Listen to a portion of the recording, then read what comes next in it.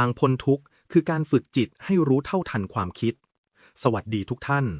วันนี้เราจะมาพูดถึงหัวข้อสำคัญที่สุดเรื่องหนึ่งของชีวิตคือทางพ้นทุกข์คือการฝึกจิตซึ่งเป็นเส้นทางที่พระพุทธเจ้าตรัสไว้อย่างชัดเจนว่าจิตที่ฝึกแล้วนำสุขมาให้แต่จิตที่ยังฝึกไม่ดีก็จะเป็นที่ตั้งแห่งความหวั่นไหวความทุกข์ความสับสนและความไม่รู้ทั้งหลายหลายคนคิดว่าการพ้นทุกข์ต้องหนีออกจากโลกหนีผู้คนหนีงานหนีปัญหาแต่ความจริงแล้วปัญหาไม่ได้อยู่ที่โลกแต่อยู่ที่จิตที่ไม่รู้เท่าทันโลก 1. ทุกข์เกิดจากการที่ใจไม่เข้าใจความจริงเมื่อเรามองชีวิตจะพบว่าทุกข์ไม่ได้มาจากเหตุการณ์โดยตรงแต่เกิดจากการตีความของใจฝนตกบางคนหงุดหงิดบางคนมีความสุขรถติดบางคนโมโหบางคนใช้เวลาอ่านหนังสือคำพูดเดียวกันบางคนเจ็บใจบางคนเฉยทั้งหมดนี้แสดงให้เห็นว่าเหตุการณ์ไม่ใช่ตัวทุกข์แต่ใจที่หลงรู้ไม่ทันก่อให้เกิดทุกข์ใจที่ยึดใจที่อยากใจที่คาดหวังใจที่ไม่ยอมรับความจริงจึงเป็นที่มาของความหนักความแน่นและความเหน็ดเหนื่อยในชีวิต 2. ไม่ต้องหนีโลกแต่ฝึกจิตให้อยู่กับโลกได้หลายคนอยากหนีงานหนีสังคมหนีคนที่ไม่ถูกใจแต่พระพุทธเจ้าสอนว่าจิตที่ฝึกแล้วอยู่ที่ไหนก็สงบเพราะโลกเป็นอย่างที่มันเป็นแต่ใจของเราเป็นอย่างที่มันปรุงแต่งหากเรายังไม่ฝึกจิตต่อให้ไปอยู่บนภูเขาเราก็หนีไม่พ้นความคิดความกลัวความอยากของตัวเองอยู่ดี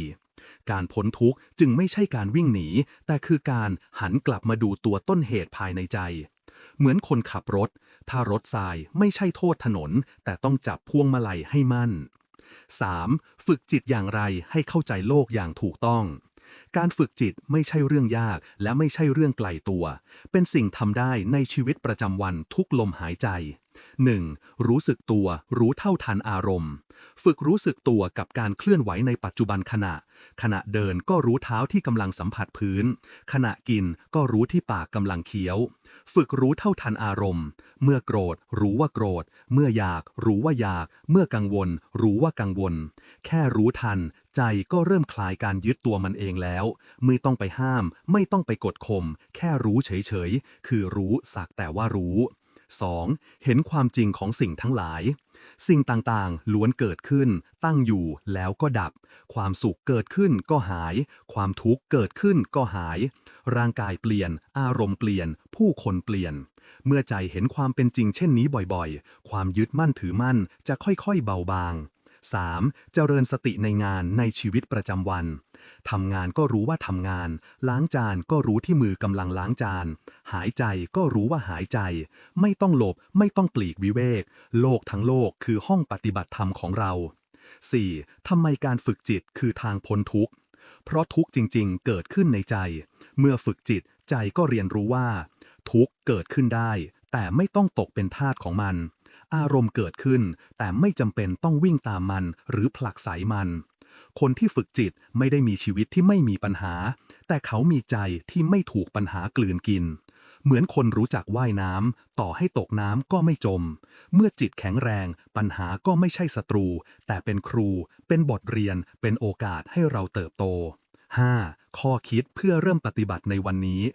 ลองตั้งใจเพียงวันละ5 นาทีหรือแม้แต่3 นาที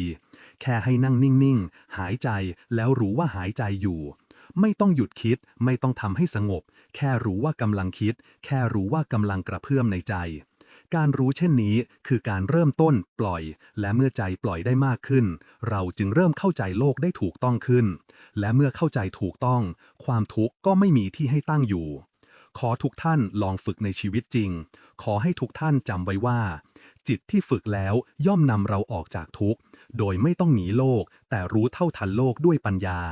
หนทางนี้ไม่ได้ต้องใช้เงินไม่ต้องเดินทางไปไกลแต่ต้องใช้ความตั้งใจและการกลับมาหาตัวเองขอให้ท่านเริ่มจากวันนี้เริ่มจากลมหายใจนี้และขอให้การฝึกจิตนำความเบาสบายความสงบและความเป็นอิสระให้แก่ใจของท่านสาธุครับ